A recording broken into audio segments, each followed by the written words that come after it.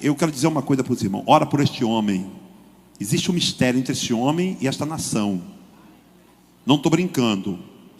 Jofá tem um plano contigo nesta nação. O capeta está querendo impedir, mas a igreja vai orar.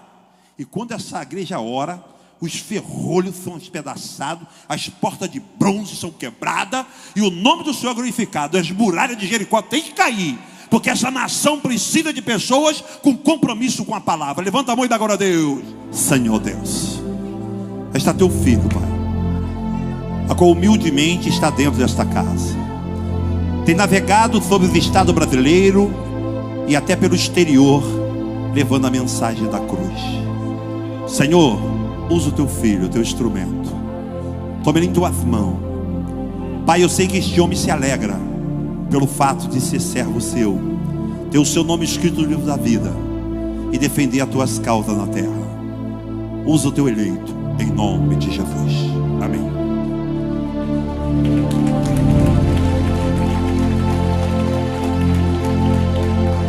Glória a Deus. Podem tomar assento. Eu cumprimento os irmãos com a paz do Senhor. Cumprimento os irmãos com a paz do Senhor. Quem está feliz com Jesus nessa noite? Então encontre uma pessoa bonita do seu lado e dê um sorriso para ela. Era um sonho poder estar aqui nessa igreja, conhecendo os mistérios que envolvem esse santo ministério. Abra comigo no Evangelho segundo escreveu São Mateus. O capítulo é o de número 11. Nós vamos ler aqui 11 versículos. A leitura é um pouco extensa, eu vou acelerar, mas é importante o texto. E aconteceu que, acabando Jesus de dar instruções aos seus 12 discípulos, partiu dali a ensinar e a pregar nas cidades deles. E João, ouvindo no cárcere falar dos feitos de Cristo, enviou 2 dos seus discípulos a Jesus, a dizer a ele: és tu aquele que havia de vir, ou devemos esperar outro? E Jesus, respondendo, disse-lhes: ide e anunciai a João as coisas que vocês ouvem e que vocês veem. Aqui os cegos veem, os coxos andam, os leprosos são limpos, os surdos ouvem, os mortos são ressuscitados, e aos pobres é anunciado o evangelho. E bem-aventurado é aquele que não se escandalizar em mim.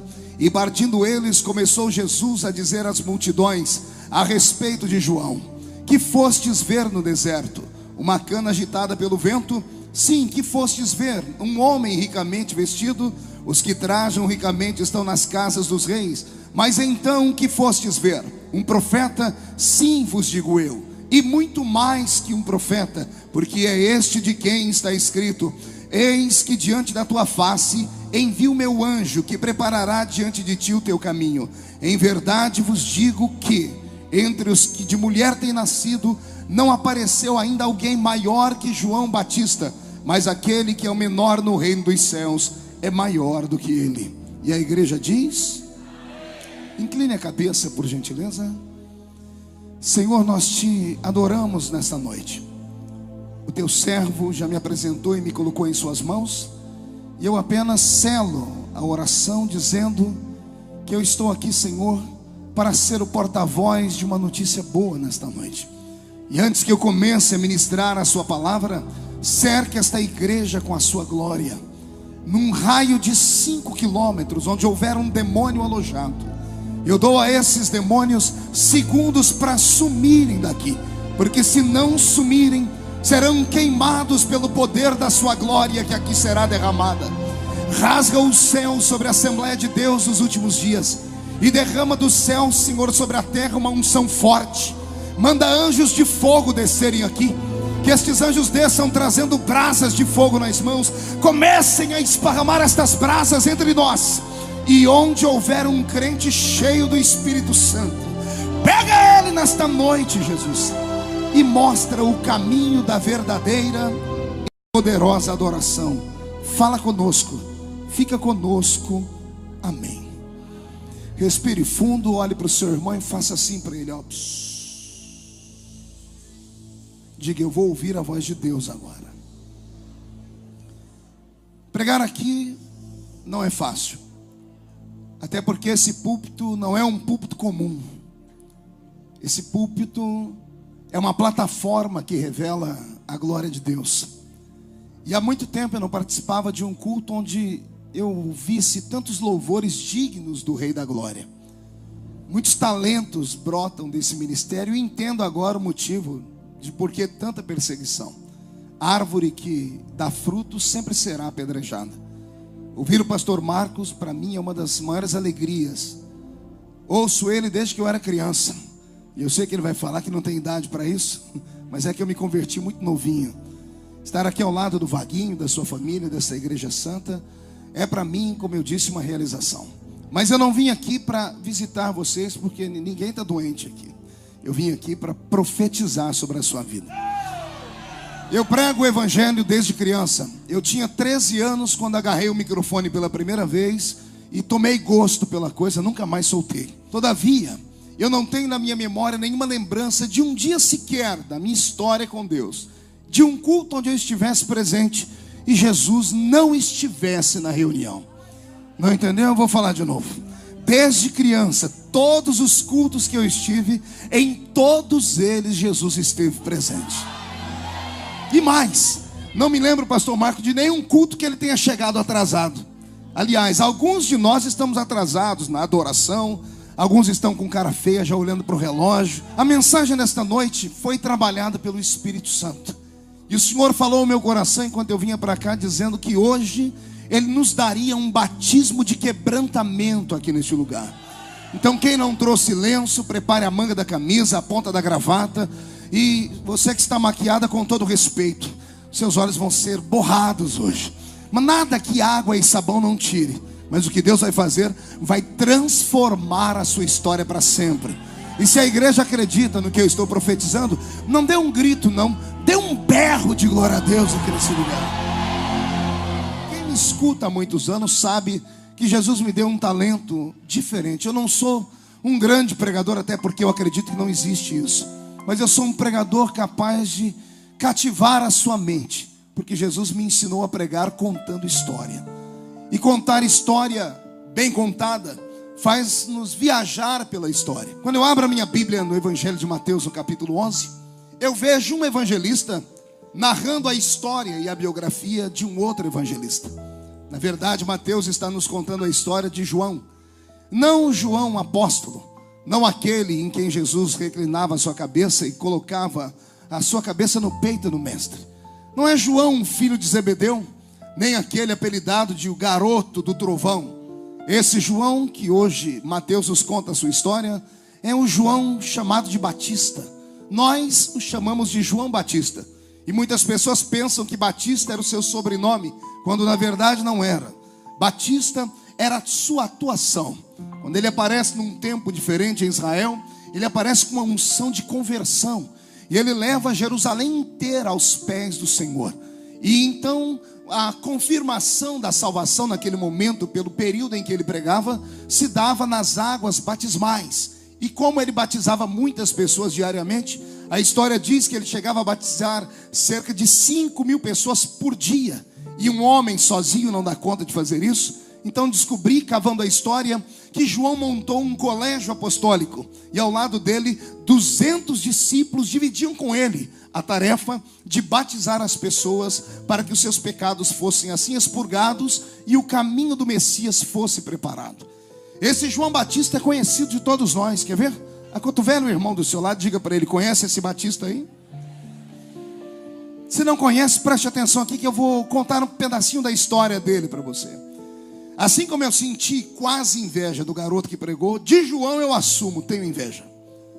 Vaguinho, não dá para não ter inveja de um homem como ele. Até porque eu sou pentecostal e sou pentecostal até o tutano dos meus ossos. Eu gosto do fogo, gosto do movimento, gosto do reteté de Jesus. E quanto mais barulho para mim, melhor. E por causa disso, eu sinto ciúmes de João. Pergunte por quê? Só falo se todo mundo perguntar. Porque esse homem foi pentecostal não quando era garoto como ele, que foi batizado com 3 anos. Esse moço não foi pentecostal quando ele tinha 9 meses no colo da mãe e do pai. Ele foi pentecostal quando ele ainda era só só um pequeno bebê, uma formação humana, quando ele era um embrião, dentro da barriga da mãe dele. Isso aqui é para apavorar o diabo. Tem gente que não entendeu, então eu vou desenhar a história. A mãe desse tal de João era uma tal de Isabel, que era estéril. Por ser estéril, nunca seria mãe. Mas aprove ao Deus dos céus procurar ela e o esposo dela e falar que eles dariam à luz a um filho. Como esse filho não era desse marido dela, entre aspas, porque era Deus que queria que ele nascesse, o Senhor disse: quem põe o nome na criança sou eu. O pai ficou irritado e a irritação dele custou a ele 9 meses de mudez. O pai de João, Zacarias, ficou mudo pelo período da gestação da mulher dele. Deus não queria que ele contasse para ninguém o mistério e o milagre. Então a história dele já não é normal.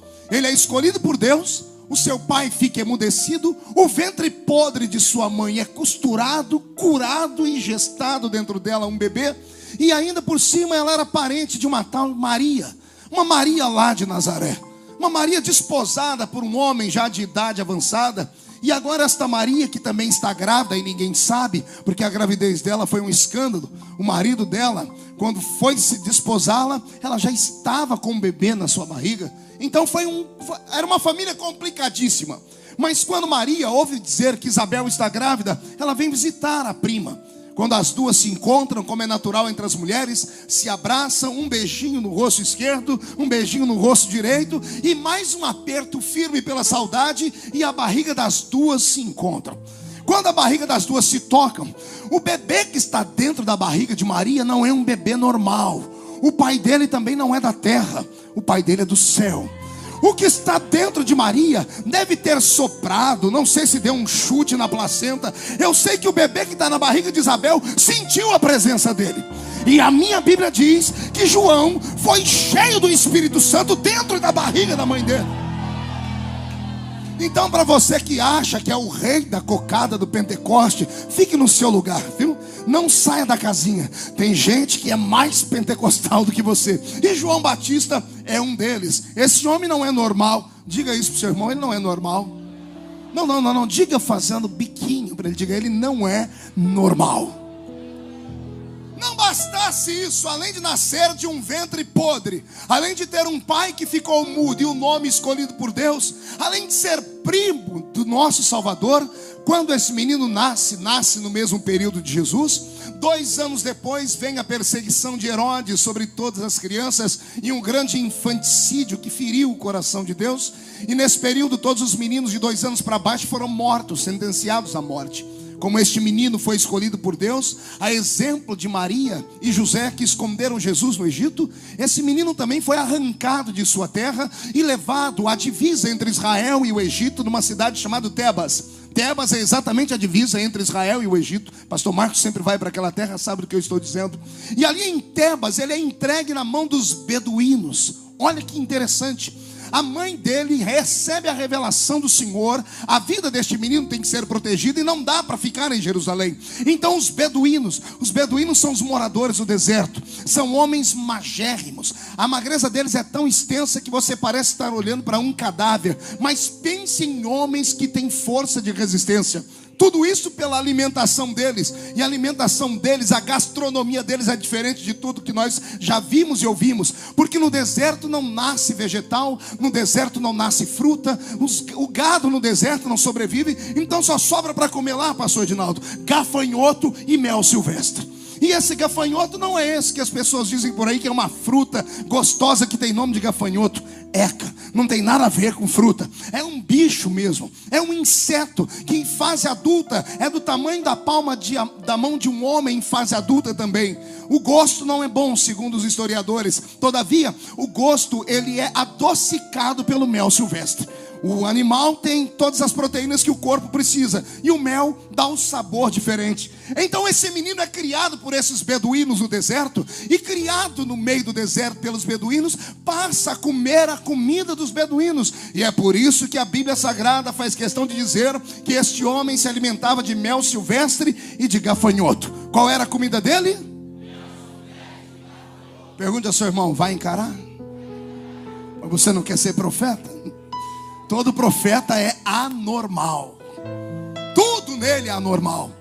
Para fugir da morte, ele é criado ali no meio da planície do Sinai. E na península do Sinai, para se esconder do sol é muito difícil, porque não tem árvore, não tem relva, tem que se esconder dentro de cavernas. Esse moço cresce com a pele do seu corpo estorricada. A cor da pele dele não é como a cor da pele dos judeus, porque os judeus têm árvores para protegê-los do sol. Existe lá em Israel, o calor é um pouquinho diferente do Egito, mas como ele está exposto ao sol do deserto, a cor da sua pele é acima do caucasiano. Ele é quase um negro por causa do calor do deserto. Os seus cabelos são desgrenhados e ele é barbudo pra chuchu. E se você me perguntar o porquê, eu vou te dizer o que a Bíblia diz. Ele é um nazireu. Ele é um o quê? Você sabe o que é um nazireu? Alguém escolhido por Deus. Deus escolhe, não é gestação que o homem e mulher querem, é a gestação que Deus quer que tenha. A Bíblia nos fala de 3 nazireus, e os teólogos arrumaram um meio nazireu. Os 3 nazireus certinhos da Bíblia são Sansão, João Batista e Jesus Cristo. Por isso os 3 aparecem nas figuras pintadas com homens com cabelo comprido e barba comprida, porque sobre o nazireu não passava navalha. E também não podiam tocar em comida, em bebida forte, e muito menos tocar em defunto. Eram estas leis, porque eram homens escolhidos pela vontade de Deus. Imagine vocês um moço que é crescido no deserto, com o sol queimando a sua pele, comendo gafanhoto e mel silvestre. Então ele vira uma vareta no meio do deserto, só pele e osso, pele queimada. Como bom judeu, o seu nariz é comprido e adunco, meio torto. Agora o seu cabelo é diferente do cabelo dos judeus, porque o cabelo dos judeus, mesmo não sendo tão liso, sendo um pouco crespo por causa do calor, o cabelo dele acaba sendo crespo, porque o sol queima direto o seu couro cabeludo, porque ele está lá no meio do deserto, diante do sol, quase que 16 a 17 horas por dia. Então esse moço tem o seu cabelo que não pode ser cortado nem aparado. Na época não tinha chapinha, na época não existia nenhum tipo de tratamento capilar. Então o cabelo dele, ao invés de crescer para baixo, vai crescendo para os lados. E eu estou fazendo isso de propósito, eu estou desenhando a imagem dele. Imagine um homem com o cabelo daquele jeito, a barba sem poder cortar também gigantesca, magrelo parecendo uma vareta e com a pele queimada do sol. Ah, e tem mais um detalhe, pergunte o quê? A roupa dele. A roupa dele não é normal. Qualquer pessoa no deserto usa roupa de pano, porque a roupa de pano faz com que o sol bata e refleta para fora e não queime a pele deles. A roupa deles do deserto não absorve calor, pelo contrário, ela espelha o calor. Mas esse homem não usa roupa de pano. A Bíblia diz que ele usa uma roupa feita do pelo do camelo. Preste atenção no que eu disse, porque tem gente que prega errado, porque não lê direito, não aplica a língua portuguesa direito, e diz que ele vestia roupa da pele do camelo. Nenhum ser humano suporta a pele do camelo, porque o camelo é um dromedário, a sua pele é muito forte, e no sol ela pode estorricar e apertar o corpo. Então a roupa dele não é feita da pele do camelo, é feita do pelo do camelo. Então imagine você andar no meio do deserto, onde todos os homens andam com roupas de pano, e você vê lá no meio do deserto um homem usando uma roupa feita de pelo de animais, o cabelo desse tamanho, a barba desse tamanho, magro parecendo uma vareta, andando. A silhueta dele, com todo respeito, você vai entender, quem olhava para ele era capaz de dizer: esse homem não é do nosso tempo, é um Neandertal, é um homem das cavernas. Veja se a figura que eu te dei não é isso. Um homem com roupa de pele de animais. Só faltou um tacape na mão e arrastar uma mulher pelo cabelo para pedir ela em casamento. Porque a figura desse João Batista é um homem das cavernas. Cabelo desgrenhado, barba desgrenhada, roupa do pelo do camelo, magérrimo demais, pele queimada pelo sol, e para ajudar, no seu bojo carregando gafanhoto e mel silvestre. Eis aí o herói de Deus, a voz do que clama no deserto, o profeta que divide as águas. Quem entendeu até aqui, dê um glória a Deus. Olha para o seu irmão e diga: se prepare agora. Roberto, mude a música para mim. Quando esse moço atinge a idade de 30 anos, ele aparece no cenário político de Israel. Quando ele entra dentro de Jerusalém, com aquela cabeleira, aquela barba desgrenhada, aquela roupa feita de pele de animal ou de pelo de animal, quando as pessoas enxergam ele na praça, todos param para vê-lo, porque a aparência dele chama atenção. E quando ele vê que tem uma multidão bem próxima, ele abre a boca e prega o seu primeiro sermão. Pense num sermão ungido, curto, mas poderoso. Ele abre a boca e diz: arrependei-vos, porque é chegado o reino de Deus entre os homens. E ele incrementa a pregação dizendo: raça de víboras, quem vos ensinou a fugir da ira de Deus? E ao invés de apedrejá-lo, ao invés de fugirem dele, as pessoas caíam de joelhos, porque fazia 400 anos que Deus não falava com Israel. Há uma ruptura entre o Velho Testamento e o Novo Testamento. Entre Malaquias e Mateus nós temos 4 séculos onde Deus some da história. A Shekinah não se manifesta em forma de nuvem de glória. Deus não se manifesta em forma teofânica de anjo. O anjo do Senhor desaparece da história bíblica.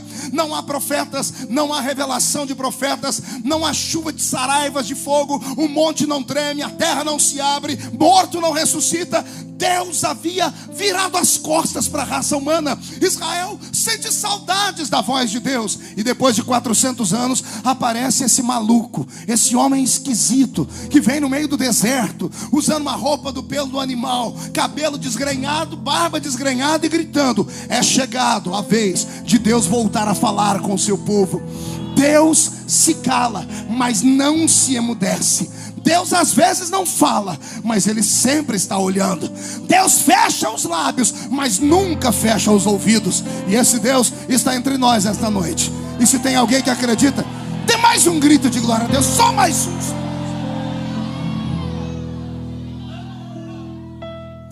Quando Ele cativa o coração de toda Jerusalém, Ele empreende o seu mais audacioso plano. Pergunte qual? Só falo se todo mundo perguntar. Ele marca uma audiência com o grande rei Herodes. Herodes foi o rei mais terrível que Israel teve no período neotestamentário. Era um déspota, era um adúltero, e era um homem que não temia Deus. Mas era um homem sagaz e tinha carisma, mas não tinha caráter. De nada adianta ter carisma se não tiver caráter.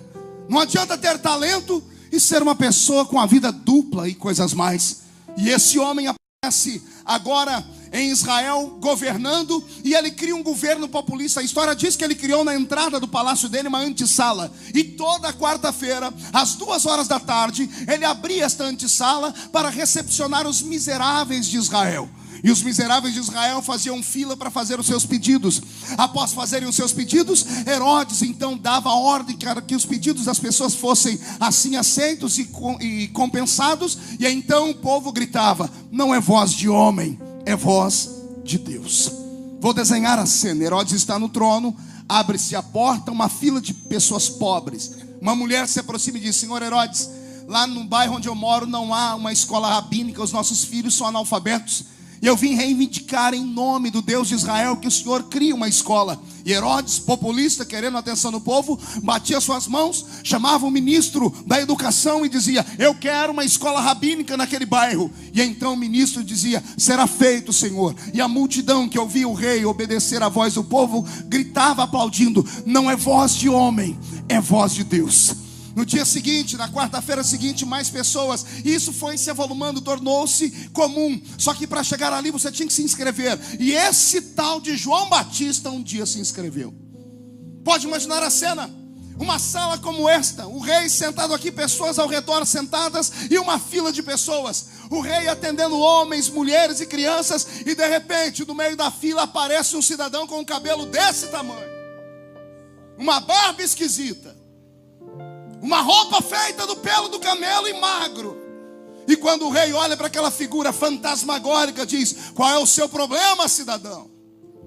E ele levanta aquele dedo torto e queimado pelo sol, aponta no nariz do rei e diz: o meu problema é o problema da nação de Israel, que é governada por um homem que não teme a Deus e que é adúltero.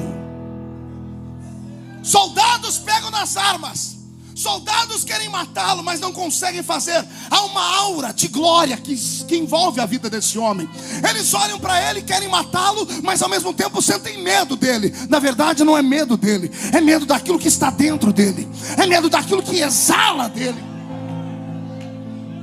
E Herodes deve ter dado uma gargalhada, como todo hipócrita faz, dizendo assim: como sou adúltero? E ele aponta o dedo para Herodes, e de repente aponta o dedo para a direita e diz: esta mulher que está à sua direita não é sua mulher, é mulher do seu irmão. Herodias é sua cunhada, mas você se deita com ela todos os dias. Tu és um adúltero e estás trazendo para Israel o peso da mão de Deus. Termina a reunião, Herodes é arrancado da sala. A multidão sai pelo meio de Israel dizendo: há um profeta entre nós. Não, você não entendeu. A multidão sai alvoroçada dizendo: Deus não se esqueceu de nós. Deus continua ouvindo a voz do seu povo. Pastor Marco, a história diz que na quarta-feira da frente, Herodes está tremendo no trono. E antes de abrir a porta, ele pergunta para os seguranças: vocês já fizeram o que eu pedi? Esse homem não pode entrar aqui dentro. E os guardas dizem: fique tranquilo, daquela porta ele não passa. Quando abre aquela fila de pessoas, Herodes olha e João não está ali. Ele se acalma e ele pergunta às pessoas em que posso ajudá-las. Mas a história diz que o mesmo João, que é impedido de entrar ali dentro, dá a volta por trás das salas. As salas não tinham ar-condicionado, eram altas, eram abertas, janelas abertas. E como a janela era aberta bem para o lado do trono, para que houvesse ventilação, o João da minha história sobe em cima de uma caixa de madeira lá fora, põe as duas mãos em torno da boca em forma de um megafone. E quando ele ouve a voz de Herodes dizendo assim: o que é? Qual é o seu problema? Ele grita lá de fora: é o mesmo problema da semana passada. Tu és um adúltero. Acaba a paz de Herodes. Herodes quer matar esse João, mas não dá conta. A Bíblia diz que o povo respeitava João. Na terceira semana, quando Herodes senta no trono tremendo, já está branco, está tendo um desarranjo intestinal. E ele pergunta: vocês já cercaram o palácio? Tem certeza que o homem não está aqui? Senhor Herodes, tudo foi cuidado, ele não está ali fora, não está aqui na frente. Pode abrir a porta. Quando abre a porta da sala dava para o meio da praça. 100 metros lá, quando abre a porta, está o João gritando lá no meio da praça: arrepende-te, ó rei adúltero. Acabou a vida de Herodes. A história diz que Herodes proíbe João de entrar na cidade. Na quarta-feira da frente, quando Herodes pergunta: está tudo feito? Tudo feito. O homem não está dentro da cidade, tiramos o homem da cidade. Quando abre a porta, surpresa, não tem ninguém para pedir nada para o imperador. E o imperador começa a perguntar: por que não tem ninguém aqui? Cadê o povo que precisa de mim?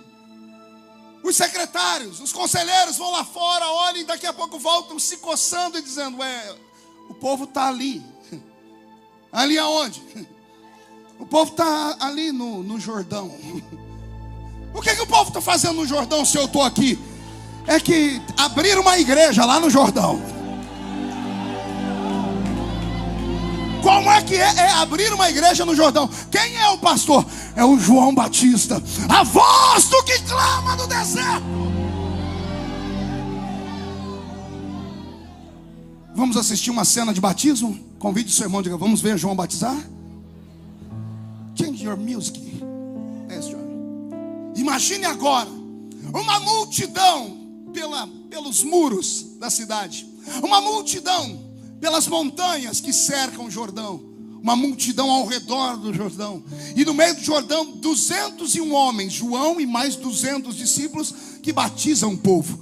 Ao batizar o povo, eles começam a gritar: João, mostre-nos o reino de Deus na terra. E João começa a mostrar gritando: o reino de Deus é feito com arrependimento. Arrependei-vos, porque é chegado entre vós o reino de Deus. E ele começa a pregar: raça de víboras, quem vos ensinou a fugir da ira de Deus? E o povo vai à loucura. Pergunte por quê? Tudo que um povo quer ver é um homem que saiba falar de Deus, mas com coragem. Tudo que o povo precisa ouvir é alguém que saiba o que está falando e que tenha certeza de que o que está falando não vem da horizontal, mas que venha da vertical.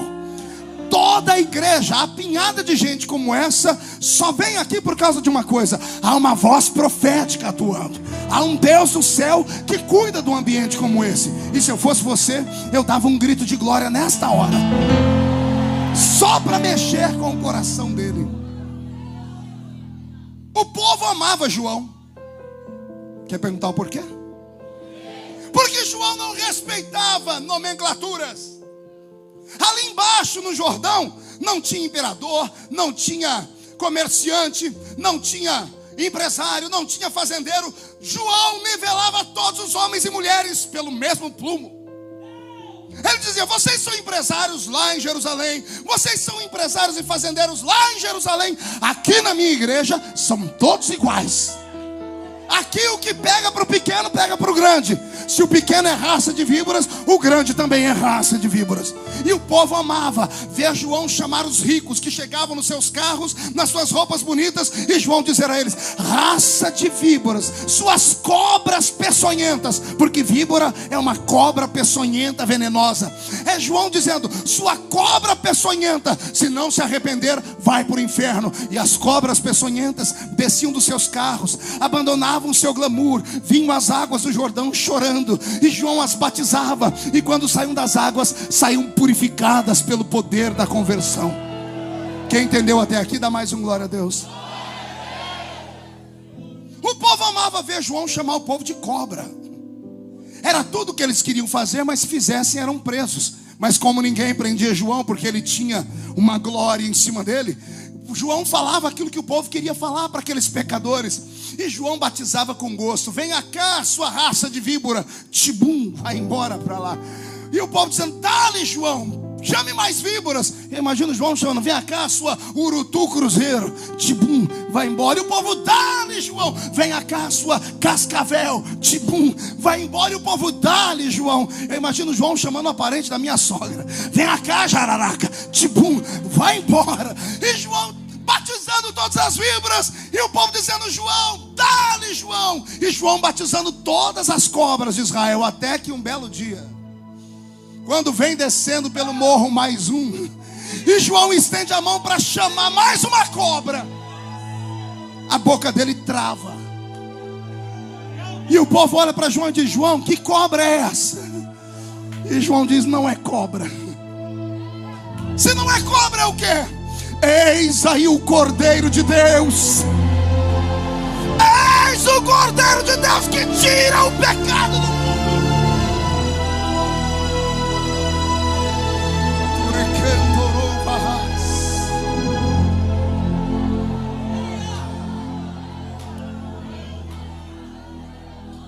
Nesse dia, a vida do Batista mudou. Ele que recebe as pessoas nas águas, sai das águas para recepcionar Jesus na terra. Ninguém nunca viu ele fazer isso. E cada vez que ele vai saindo do Jordão, as pessoas se apinham, vão se acotovelando, dizendo: que homem é esse? Que até João sai das águas para recebê-lo. E para desespero dos batistas tradicionais, para desespero dos batistas que não acreditam em língua estranha, glória a Deus, que não gostam de barulho, não estou falando dos batistas renovados, para desespero daqueles batistas que não gostam de barulho nenhum, aparece na Bíblia o único batista, e aparece com a pregação pentecostal. Ele vai ouvindo o povo e vai dizendo: gente, esse é o homem que eu falei, que eu vos batizo com água para arrependimento, mas ele vos batizará com o Espírito Santo e com fogo. Ao se aproximar do Nazareno, João se curva, o Nazareno levanta. Eles entram numa discussão, João dizendo: eu preciso ser batizado por ti, e vem tu a mim. E Jesus diz: para que se cumpra a lei, por agora deixe como está. Jesus desce as águas. Oh glória, eu me emociono só de falar. O Nazareno está no meio das águas, e João está fazendo a sua profissão de fé. João está pegando sobre as suas mãos e segurando ele pelo seu jaleco. João deita ele nas águas, e a multidão está olhando aquele batismo estranho, porque este não é uma víbora, é um cordeiro. O povo povo que fazia algazarra e gritava e aplaudia está em silêncio tétrico. E quando Jesus sai das águas, como ninguém na terra faz barulho, o pai dele resolve fazer. O pai abre o céu, rasga o céu em duas metades. Um facho de luz desce em cima de Jesus. Quem olha não vê um facho de luz, vê uma pombinha branca descendo sobre ele. Quando a pomba pousa sobre a cabeça de Jesus, Deus abre a boca no céu e diz: eis aí o meu filho amado.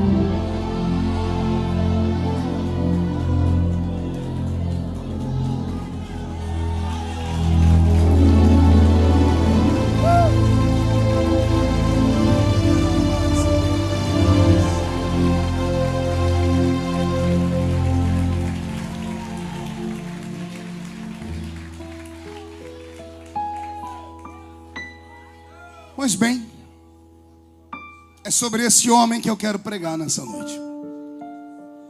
Eu desenhei a história deles para você entender o capítulo 11 de Mateus, porque o capítulo 11 de Mateus é um capítulo difícil de entender.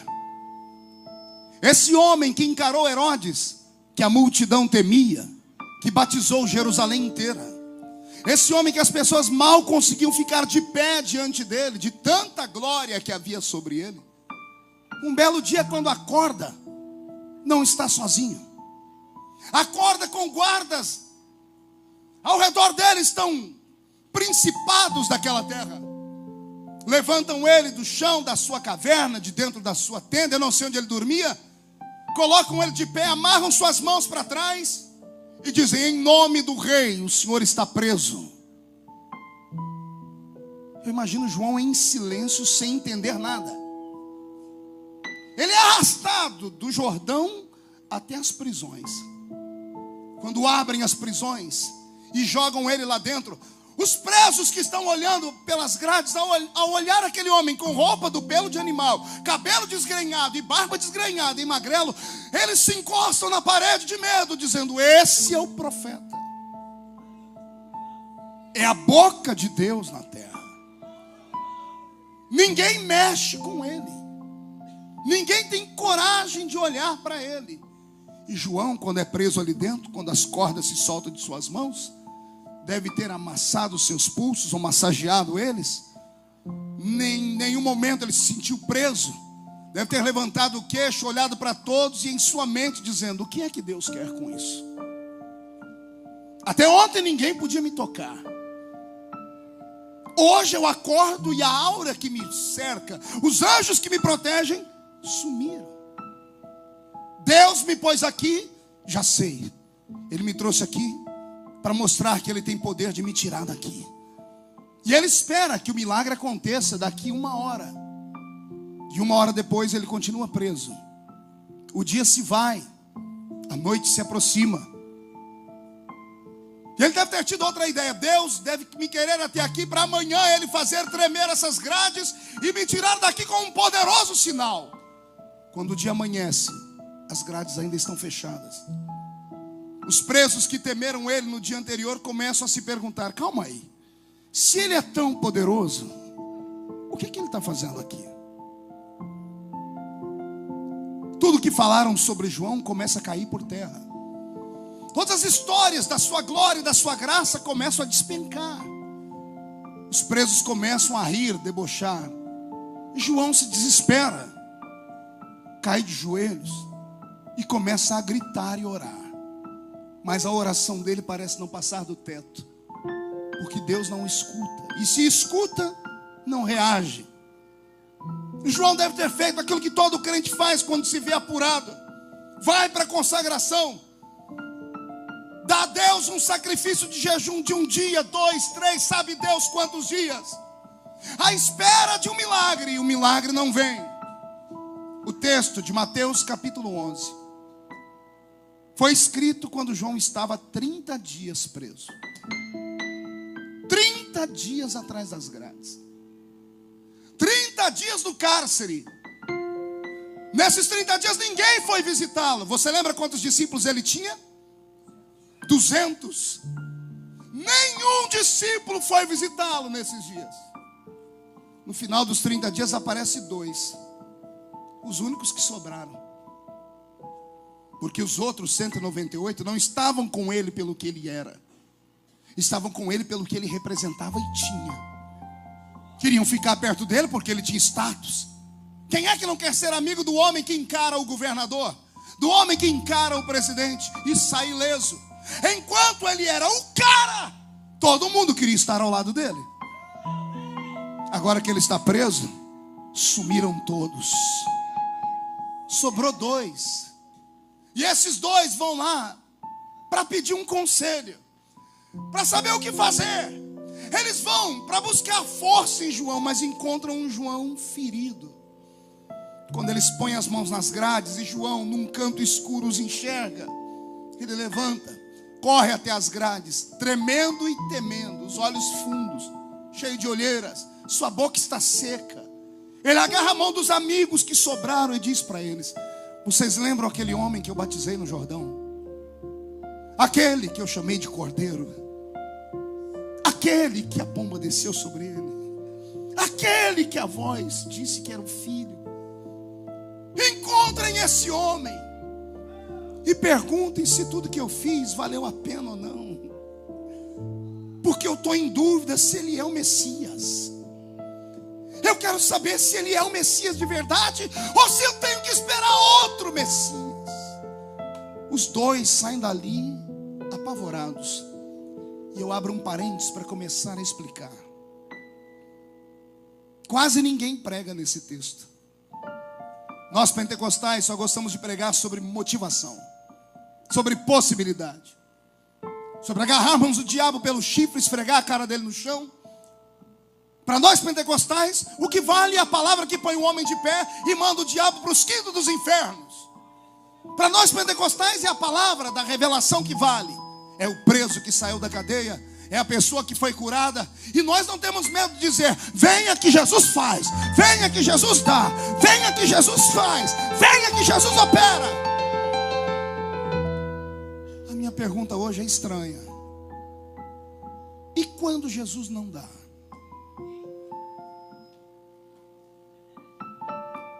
E quando Jesus não faz? E quando a gente fica sozinho? E quando você vê sua família adoecer e você ora e ela não é curada, mas o filho do irmão ontem você orou e ele levantou? O que acontece com a sua fé quando você que é dizimista fica desempregado? O que acontece com a sua fé quando você acorda de manhã, olha para o quarto do seu filho e vê um bebezinho que nasceu especial, com anomalias? Enquanto o filho do vizinho que é macumbeiro, o filho do vizinho que não vale nada, sai correndo pelas ruas e bairros, brincando, gritando, e o seu não pode sair da cama porque é anormal. O que você faz quando falta comida na sua mesa? Porque você ouviu na igreja Davi gritando: eu fui moço, sou velho, nunca vi o justo desamparado, nem a sua geração mendigar o pão. E quando o pão não vem, o que você faz?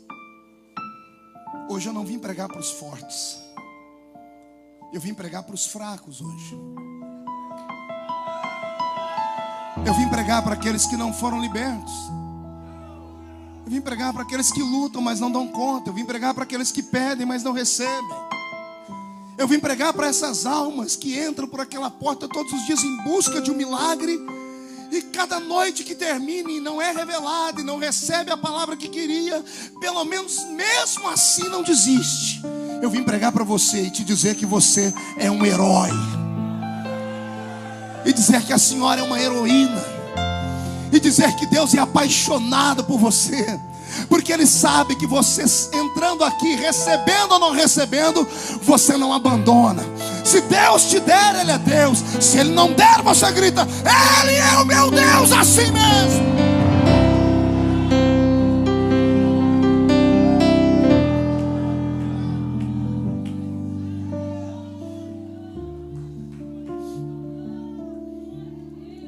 Dias preso. Quantos dias? Sabe o que aconteceu com o maior homem nascido entre mulheres? Por isso que eu disse que o texto era importante ser lido tão extenso, porque Jesus falou dele: entre os que nasceram de mulher não tem ninguém igual ele. O maior homem que nasceu, Jesus colocou o maior homem que nasceu. Então ele comparou João a Moisés, comparou João a Elias, comparou João a Daniel, a Salomão, a todos os heróis que nós conhecemos. E Jesus disse: entre todos esses aí, João é o maior. Agora respire fundo. O maior homem nascido de mulher, 30 dias preso, não conhecia mais Jesus. Duvidou de Jesus, desacreditou que Jesus era Jesus. Ufa. Nunca jogue pedras em alguém que ontem gritou, pulou, falou em línguas e hoje está beijando lona lá fora. Nunca julgue o irmão que está do seu lado, porque o erro e o pecado dele foi exposto, e você já diz: eu não acredito em mais nada que sai dele. Nunca lance em rosto de nenhum ser humano suas mazelas e fraquezas, porque não existe entre os nascidos debaixo do sol nenhum super-homem. Não há nenhuma mulher maravilha. Eu estava em São Paulo alguns anos atrás, saí de uma grande vigília. São Paulo é uma cidade rotativa, 24 horas. E eu passei perto de um restaurante comum, aberto 24 horas, e enxerguei pela janela do restaurante um cidadão. E eu pedi para o irmão parar o carro e disse: eu conheço ele, é ele, eu preciso lá dar um abraço. Quando cheguei perto da mesa, pastor Marco, estava um pastor que eu cresci ouvindo. Na frente dele uma carreira de cocaína, um copo de cachaça. Quando ele me viu, ele disse: o que você quer? Eu disse: o senhor não se lembra de mim? Eu sou aquele menino que hospedou o senhor lá na casa do meu sogro, quando te levamos para pregar no congresso de jovens. Quando ele viu, ele disse: me desculpa. Ele tentou esparramar o que estava na mesa. Eu disse: fica tranquilo, eu não estou aqui para te julgar. Ele começou a chorar. Ele disse: preguei o evangelho no Brasil inteiro, e minha mulher surtou, foi parar no manicômio, teve um problema aqui no cérebro, e até hoje dorme amarrada com camisa de força. Fiquei sem esposa. Fui procurar o meu ministério disse assim: comeu a carne, rói o osso. Cheguei no ministério e mostrei o atestado médico que diz: ela não é mais um ser humano, é um vegetal, ela não tem vida. O cérebro está destruído, ela não serve mais como esposa, como mãe, como nada, tem que ficar presa. E ele disse: gente, eu sou homem, eu sou novo, eu preciso de alguém para cuidar dos meus filhos. E o ministério olhou para ele e disse assim: se vire.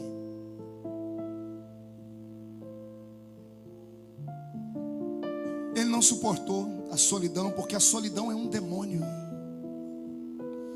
A solidão não é um sentimento, é um demônio. Só quem mora sozinho em uma casa, só quem quando dorme à noite toca do lado da cama e não encontra aquele que um dia esteve ali, aquela que um dia esteve ali, lhe dando carinho, lhe dando companheirismo e agora não está mais, sabe do que eu estou falando. Então não julgue ninguém. Não suportando a tentação, ele caiu. Foi pedir apoio no ministério, e sabe o que fizeram com ele? Colocaram na frente de 5.000 pastores e desgraçaram a vida dele. Falaram: vamos te dar o seu salário mais 2 meses e depois se vire. E eu encontrei aquele homem naquela madrugada, chorando, porque não tinha onde dormir. O restinho do dinheiro dele, ele gastou com aquilo, ele se desesperou, entrou pelo caminho da cachaça e pelas drogas. Quando eu olhei para ele, eu falei assim: eu vou te ajudar. Peguei meu telefone, liguei para os meus pastores. Eu tenho hoje 14 igrejas que estão sobre a minha presidência. Acordei meus pastores principais e disse: eu estou aqui com fulano de tal e eu quero que vocês me ajudem a cuidar dele. Vocês dizem sim? Todos disseram: pastor, o senhor é o nosso pastor. Levei ele para a nossa terra, cuidamos dele. Tem um atestado que ele está limpo das drogas. Casei ele. Uma mulher se apaixonou por ele, casei ele no púlpito da igreja. Dei a ele uma igreja para pastorear. E hoje ele não pode me ver. Que toda vez que ele me vê, ele se desconcerta. Ele começa a chorar, me chamando de bispo. E diz: bispo, o senhor salvou a minha vida. Eu disse para ele: não salvei nada. Porque eu conheço muitos ex no mundo. Ex-atleta, ex-empresário. Mas eu nunca encontrei um ex-ungido.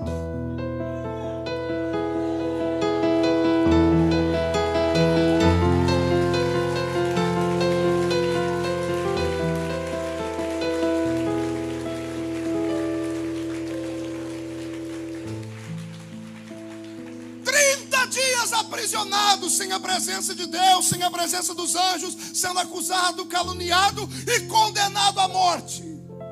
Fez o maior homem desistir de Jesus. Se aconteceu isso com João, olhe para mim, cuidado. Pode acontecer com você também. Não se iluda com aplausos. Não se iluda com glamour. Não se iluda com fama. Não se iluda com nome em jornais. Não se iluda. Porque você hoje está aqui. E a vida é uma roda gigante, gente. Ela roda. E amanhã você pode estar aqui.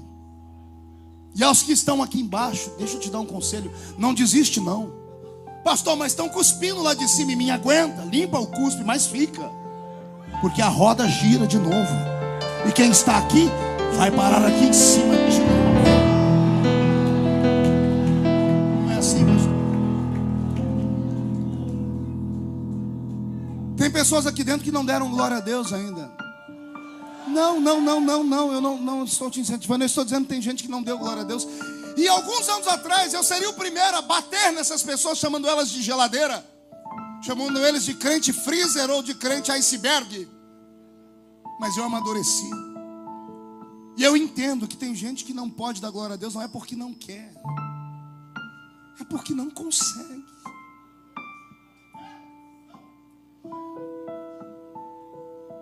Pegou o resultado do médico essa semana e lá está escrito: câncer. Não tem cura.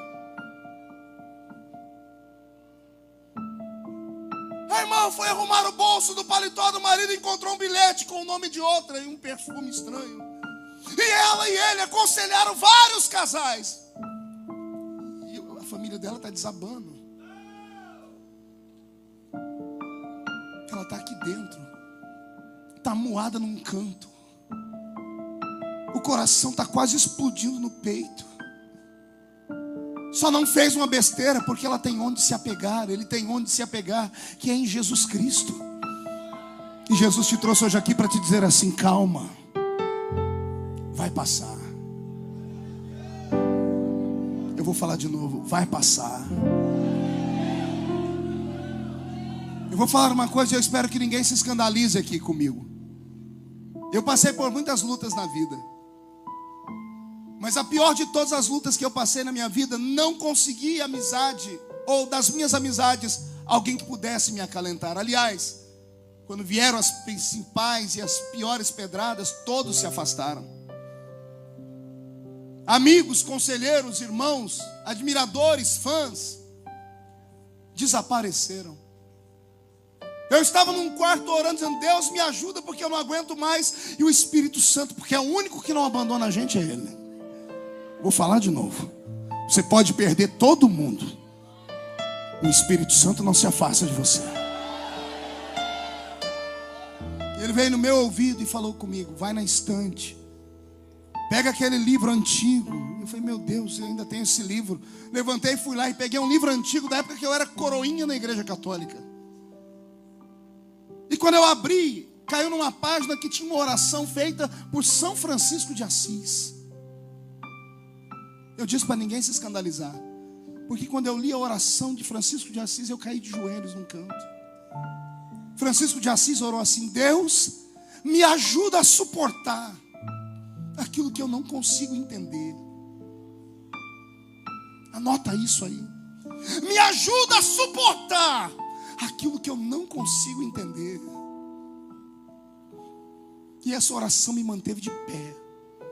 Porque todo dia quando eu acordava e não via uma luz, as noites eram tão escuras que eu não percebia o amanhecer. Era nisso que eu me apoiava. Deus, me ajuda a suportar aquilo que eu não estou entendendo. E chegou o dia da vitória. E chegou o dia de Deus dizer assim: fui eu que te escolhi. Homem tira o que o homem dá, o que Deus dá, não tem um macho na terra que tire. Eu vou falar de novo. Homem toca naquilo que o homem te deu, mas aquilo que Deus te deu, se alguém tentar tocar, é sepultado vivo. Você não é indigente. Levante a mão direita para o céu. Agarre o ombro de alguém do seu lado. É para agarrar o ombro da pessoa, com carinho e respeito. Chacoalha a pessoa até ela ficar irritada. Irrita ela e grita no ouvido dela assim: Deus te trouxe aqui para dizer para você: aguenta, vai passar. Diz, ele só está te sacudindo, mas quem viver verá. Só quem acredita nisso reage.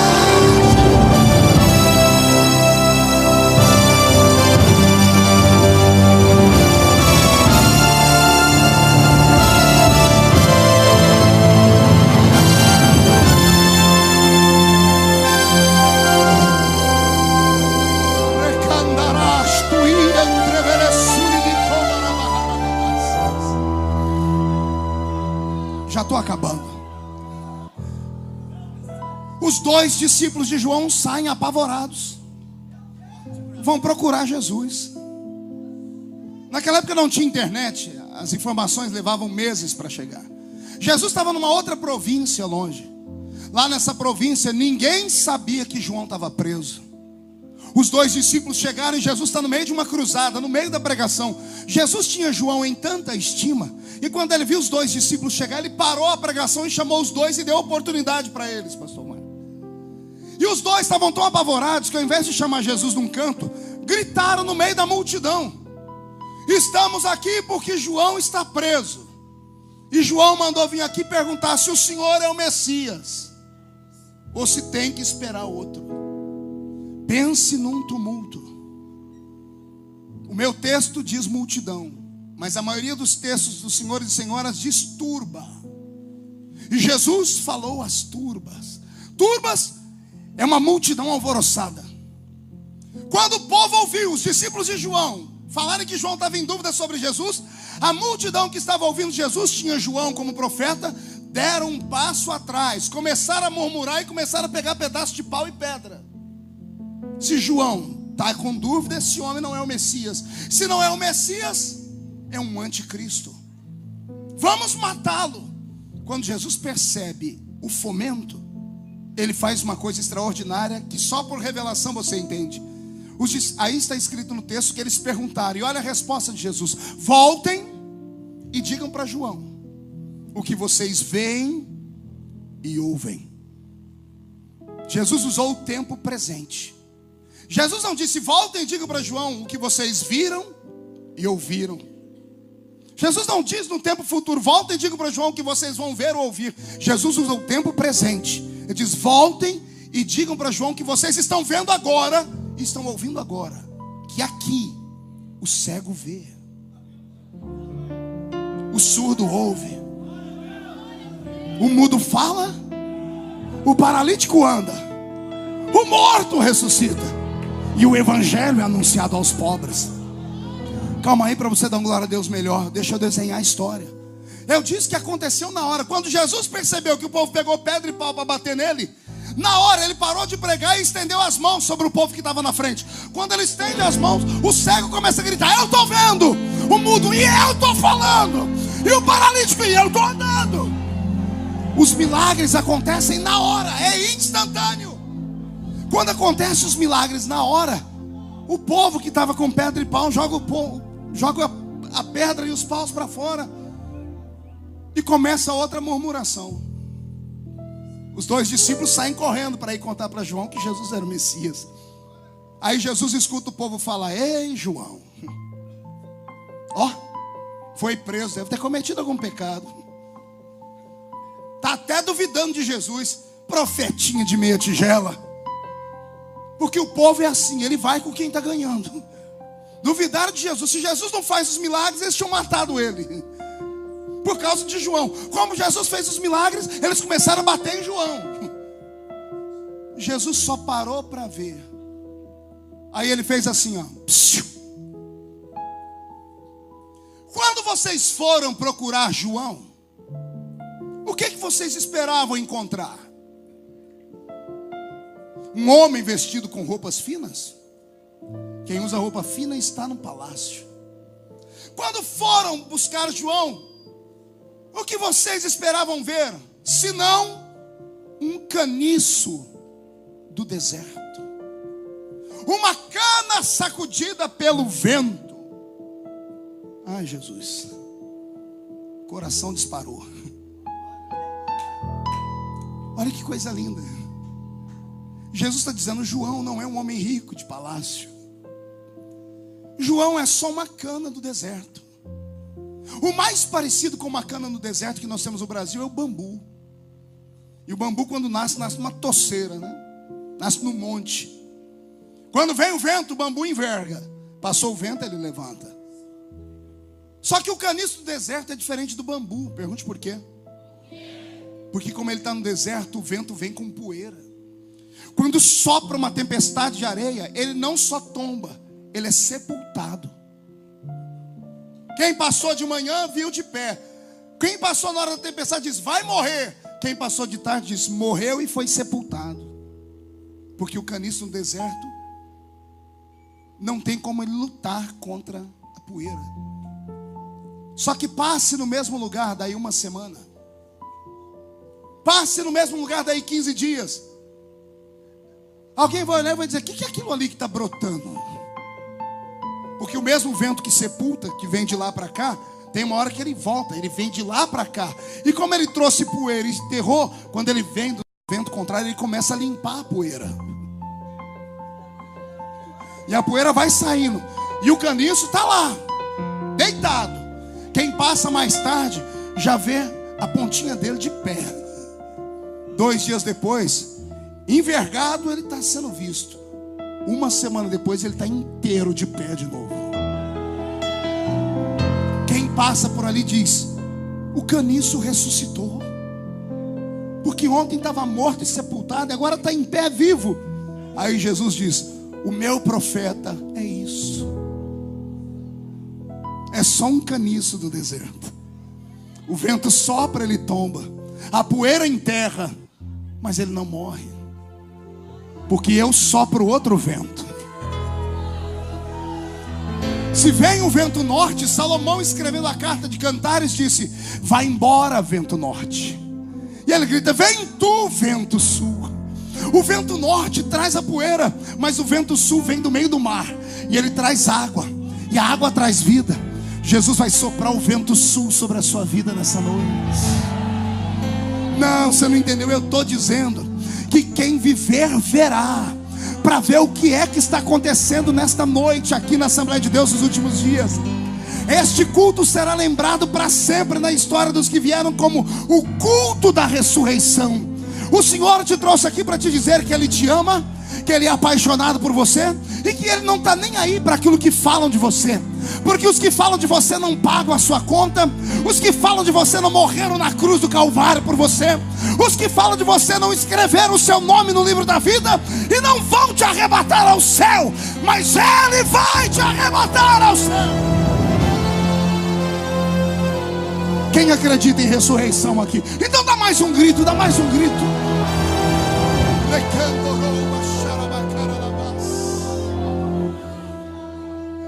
Dia desse eu estou lá no Congresso Nacional, no corredor das comissões, o pastor Marcos, Vaguinho, o pastor Edinaldo conhece aquilo bem.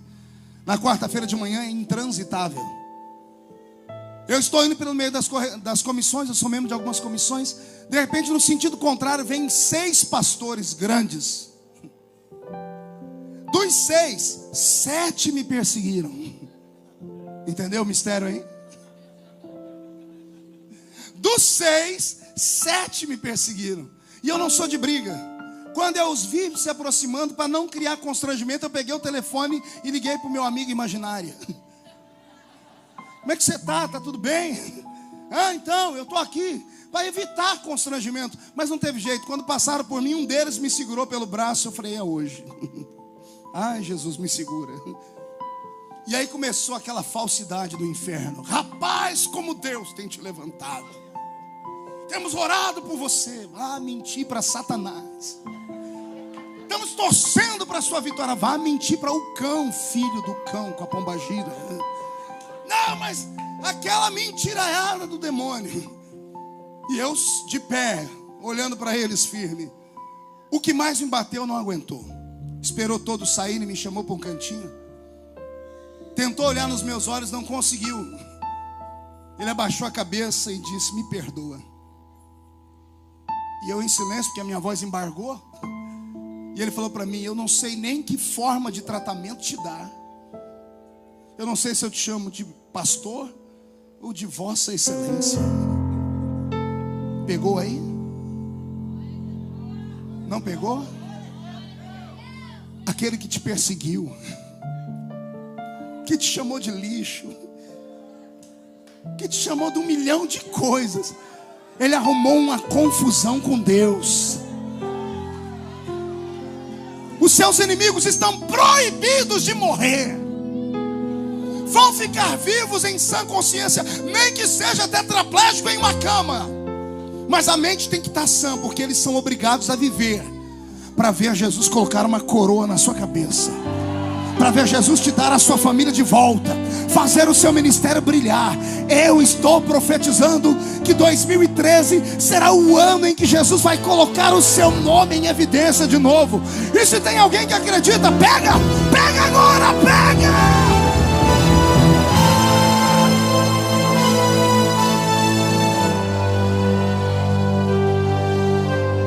Eu encerro pedindo para você inclinar a cabeça. Tem uma amiga minha que canta uma música muito linda, mas eu quero transformar a música num poema. E quero recitar esse poema em homenagem aos sofredores aqui nessa noite. O poema é assim: quem te viu passar na prova e não te ajudou, quando ver você na bênção, vão se arrepender. Vão estar entre a plateia e você no palco. Vão olhar e ver Jesus brilhando em você. Quem sabe nesse momento você vai dizer, meu Deus, como vale a pena a gente ser fiel. Na verdade a minha prova tinha só um gosto amargo, mas a minha vitória hoje, a minha vitória hoje, ela tem sabor de mel. Sabe por quê, amigo?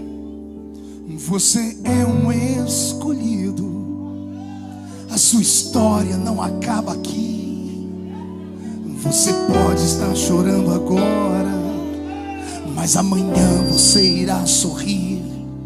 Deus vai te levantar das cinzas e do pó. Deus vai cumprir tudo o que tem te prometido. Você vai ver a mão de Deus te exaltar.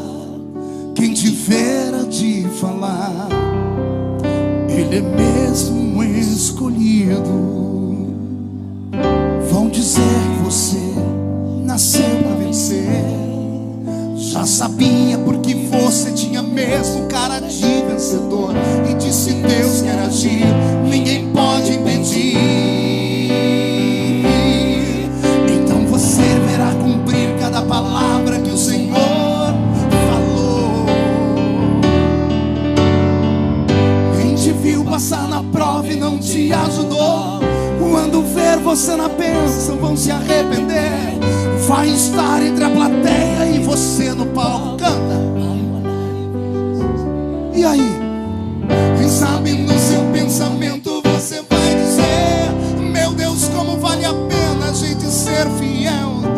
verdade a minha prova tinha um gosto amargo, mas minha vitória hoje tem sabor de mel. Tem sabor de mel, tem sabor de mel. A minha vitória hoje tem sabor de mel. Tem sabor de mel, tem sabor de mel. A minha vitória hoje tem sabor de mel.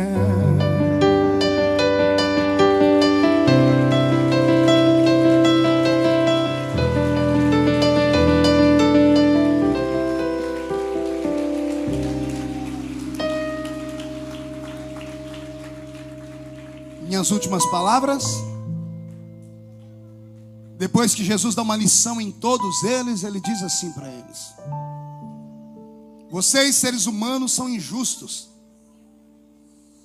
Alguém dá a vida por vocês durante anos, salvando-os dos seus erros e pecados, e fazem 99 coisas boas para vocês, e vocês chamam de anjo.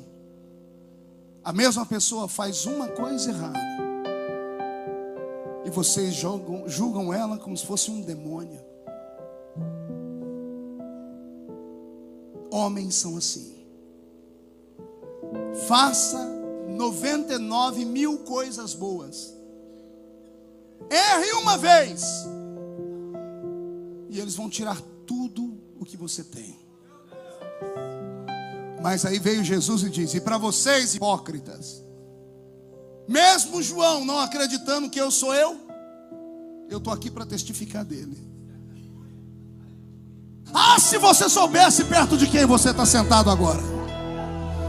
Ah, se você sonhasse onde Deus vai levar esse indivíduo aí, você não ia ficar ignorando, você ia dar um jeito de abraçar a pessoa, pegar o número do celular dela, porque hoje ela está aqui, amanhã Deus vai plantar um par de asas nas costas delas, e elas vão voar. Eu estou profetizando que Deus está mudando o curso da sua história agora. E só quem acredita nisso, fica de pé, por favor.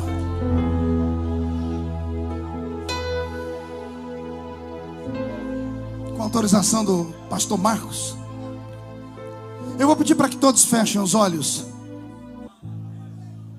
Vou pedir para que deixem o corredor livre. Porque, como eu disse, eu vim aqui pregar para os fracos. Outro dia, se o pastor deixar eu vir aqui, aí eu vou pregar uma mensagem para os fortes. Tem pessoas que vieram aqui hoje arrastadas pela família. Tem pessoas que estão aqui hoje que já sentiram a glória de Deus, já pregaram e cantaram, mas foram atingidos por um míssil do inferno. Caíram, escorregaram, foram jogados. A mágoa que criou é tão grande que você não frequenta mais igreja.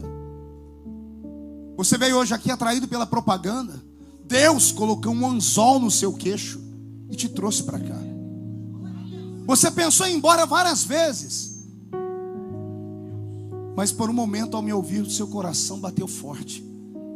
Porque Jesus me trouxe aqui só para falar para você que se você tiver coragem de voltar hoje, todo o tempo perdido vai ser recuperado. Que se você tiver coragem de voltar hoje, Ele coloca um ponto final nesse momento de sofrimento e vai te dar um sobrefôlego. E quem viver até o fim do ano vai ver o que aconteceu na sua vida. Mas só tem uma maneira para isso acontecer. Você precisa fazer o caminho inverso do que você fez. Como um dia você foi embora, hoje você precisa voltar. Se você tiver coragem de sair do seu lugar. João, e vir aqui perto de mim. Pode vir chorando mesmo. Eu vou orar por você.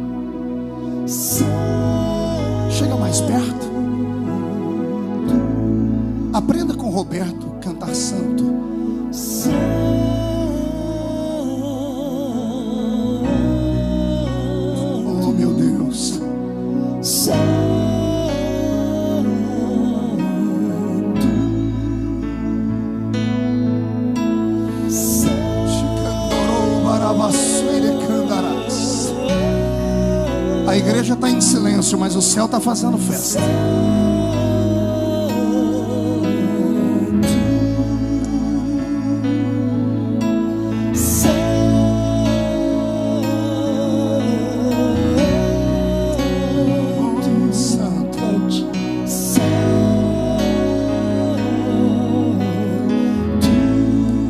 Já pisou no santo lugar, em outro lugar não sabe viver, sabia disso?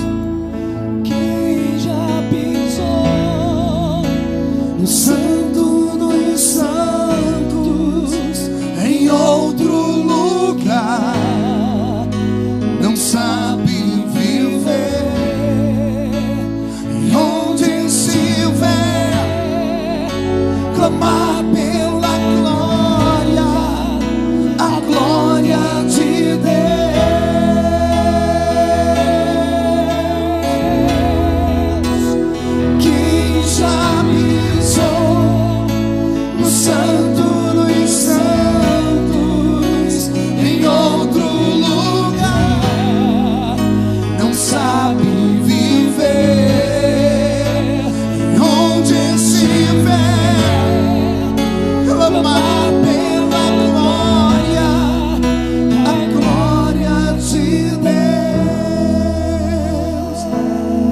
sua cabeça. A igreja, estenda as mãos para cá. Te cantorou bashnarabada carabas. Terloim teloman terelebesui andaragabasias. Prevelestuiaki amas. Re pabarabawashi anderebekes. Nariandrevelestuia amagas.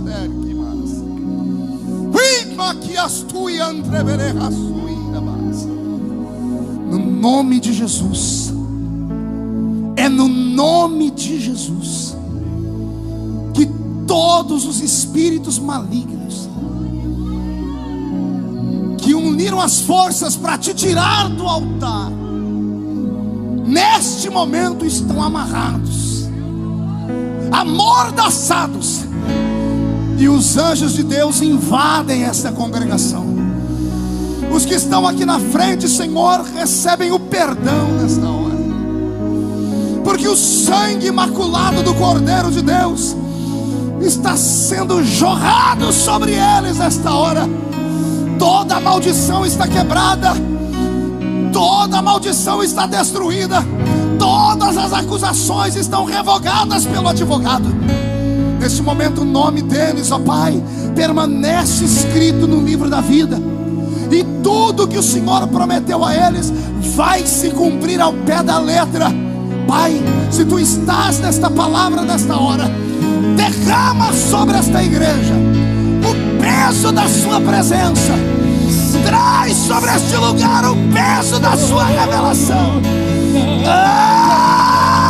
Agora a Tua fumaça de glória, eu entrarei longe do santo dos santos, não sei mais viver.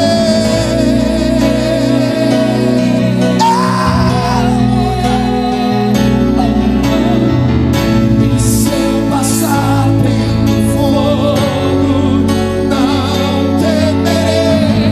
A Tua fumaça de glória, eu entrarei longe do santo dos santos, não sei mais viver.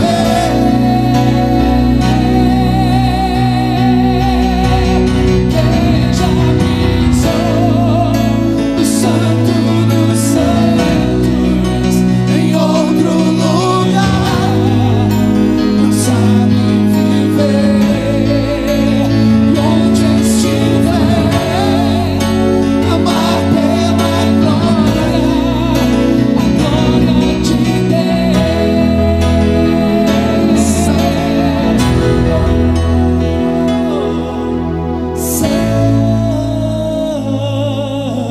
As pessoas recebem o toque dos ungidos.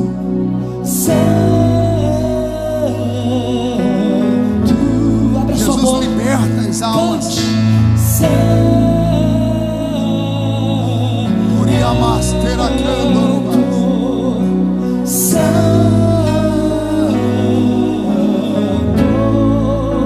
Diga isso, cante santo, cante.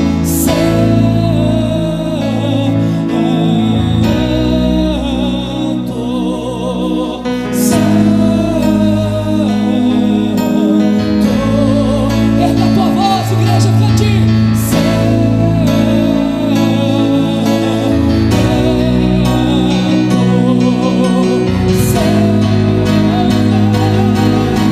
Levante suas mãos e cante.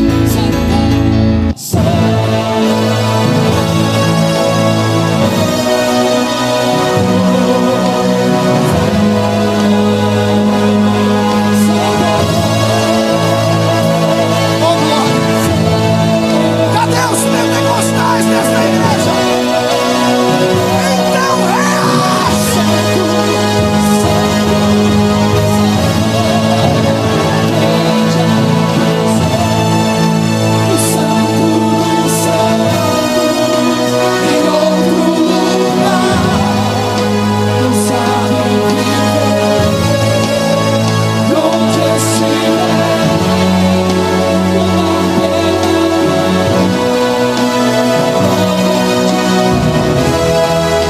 Quem pode dar um grito de glória a Deus? Levante as duas mãos para o céu, chacoalhe elas. Fique cara a cara com alguém. Estenda as mãos sobre a pessoa e diga para ela assim: Deus vai me usar agora. Chacoalhe suas mãos. Jesus, coloque nessas mãos agora uma brasa de fogo tirada do seu altar. Onde eles colocarem a mão deles, ó Pai, haja um tempo de prosperidade, renovação, haja um tempo de exaltação. Onde eles colocarem a mão deles, haja um derramamento do Espírito Santo agora, já. Abrace a pessoa que está do seu lado e profetiza.